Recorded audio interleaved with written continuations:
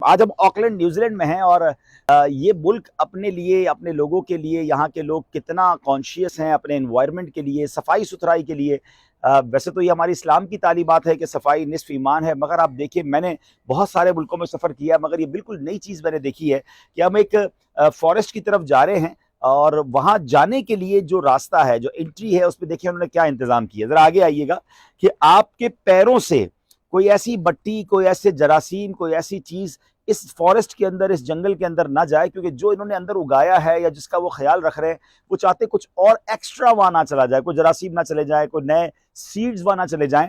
तो हर जाने वाला अपने पैर को पहले यहां पर आकर ब्रश से साफ करना है। ठीक है, आप देखें ब्रश लगाया हुआ है, और उसके बाद आपने ब्रश के बाद वो कहते हैं स्टेप्स बनाए हुए ना, कि पहले ब्रश करना है, फिर उसके बाद इंस्पेक्ट करें, आंखों से देखें कि अपने जूते पर बिल्कुल ये जूता साफ हो गया। अच्छा, अब उसके बाद आप इसमें पैर रखेंगे तो आप देखेंगे नीचे से बाकायदा एक डिसइंफेक्शन का, यानी एक पूरा स्प्रे होगा आपके जूतों के ऊपर, और जिसके जरिए वो डिसइंफेक्ट हो जाएगा और अब आप अंदर जाएंगे। तो आप जरा सोचें कि हर आने वाले के जूते भी साफ होने चाहिए ताकि उसके जरिए इन जंगलात में कोई जरासीम ना जाए, कोई चीज ना जाए। और ऐसे ही बाहर निकलते वक्त भी इन्होंने ये निज़ाम बनाया है कि फिर आप जब इस जंगलात से बाहर जाए तो भी अपने पैर साफ करके बाहर जाएं।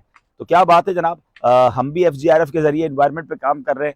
सच्ची बात है कि न्यूजीलैंड आके मुझे बहुत सारी बातें सीखने को मिल रही हैं कि कितना लोग कॉन्शियस होते हैं, कितना ख्याल रखते हैं अपने मुल्क का, खास तौर पे बागात का, दरख्तों का। और मैंने कल भी एक बात बताई थी कि यहाँ तो अब ये चेक हो रहा है कि किस घर में कितने परिंदे और कितनी तितलियां आती हैं। यहाँ चलेंगे, कितने परिंदे और कितनी तितलियां आती हैं, और उससे वो घरों को रेटिंग देते हैं। यानी इसका मतलब ये हुआ कि वो ये बताते हैं कि कितना घर साफ सुथरा है, कितना नेचुरल फ्रेंडली है, कि जिसके जरिए वहां पर परिंदे और तितलियां आती हैं।